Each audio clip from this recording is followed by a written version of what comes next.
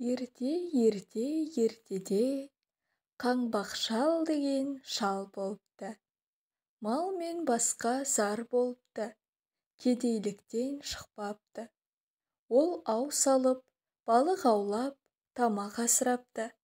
Жел соқса, шал домалап жөнеледі екен.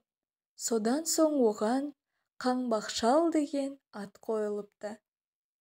Күн санай ауына ілінген екі балығының біреуін бір түлкі әлімжеттік қып тартып жей береді екен.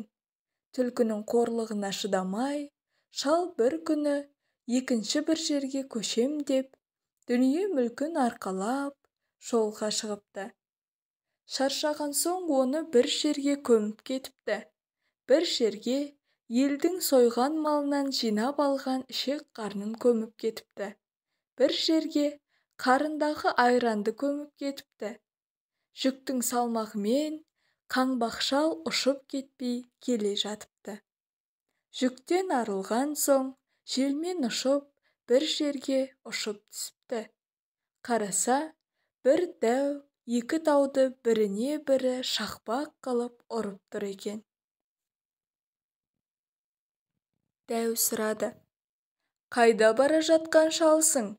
Кел екеуміз күш сынасайық», деп, қазандай бір қара тасты көтеріп, аспанға лақтырып жіберді де қайтадан қағып алып: «Ал, шал, сен де осылай қақпақ қыл етші», дейді.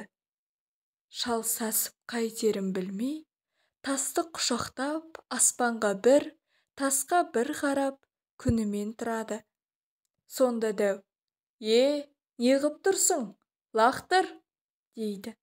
Шал тұрып: «Аспанға лақтырсам, аспан жерге айналып түседі-ау деп, жерге қақпай түсірсем, жер ортасынан ойылып түсем екен деп қауіп қылып тұрмын», депті. Сонда дәу келіп, шалдың қолынан ұстай алады да: «Ақсақал, лақтырмай-ақ қой, текке қырыламыз», деп жалынып қойғызыпты.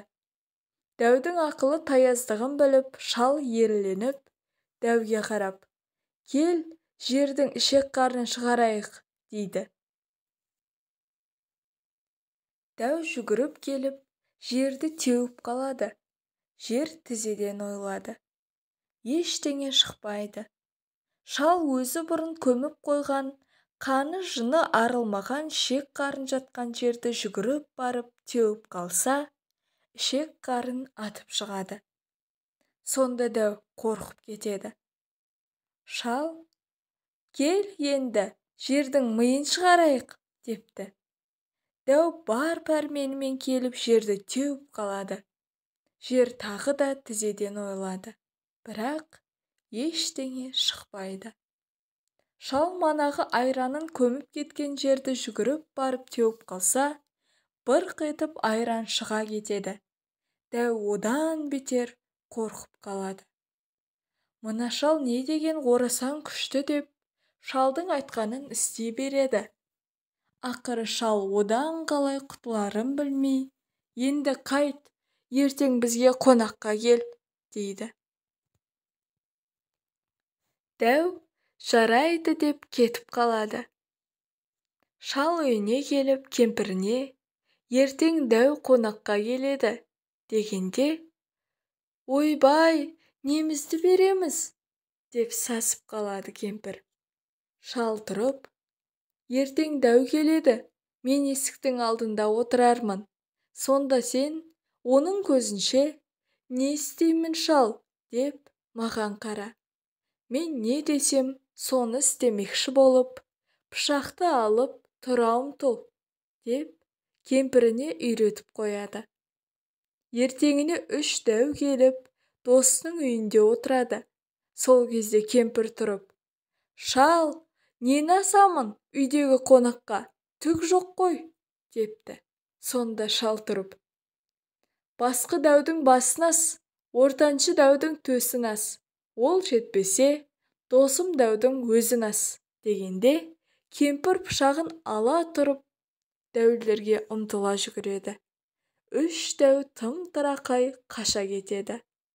Досы лашық үйін басымен көтеріп әкетіп қалады.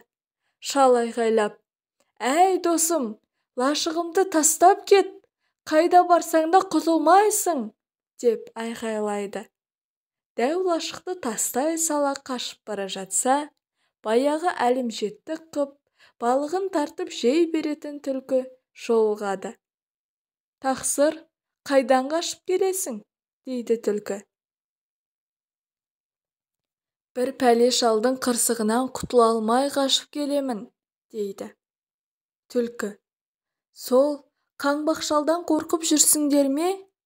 Менімен жүр, мен сенің өшіңді алып берейін», деп дәуді ертіп, шалды іздеп қайта келе жатса, шал лашықтың жанында тұр екен.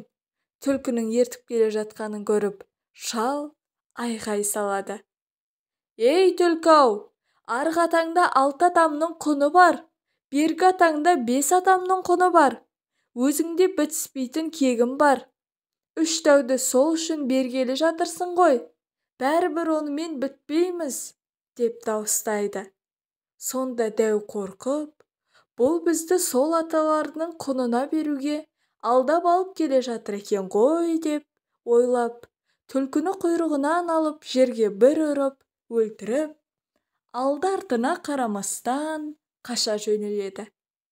Сөйтіп, қаңбақ шал дәулер мен түлкіден осылай құтылған екен.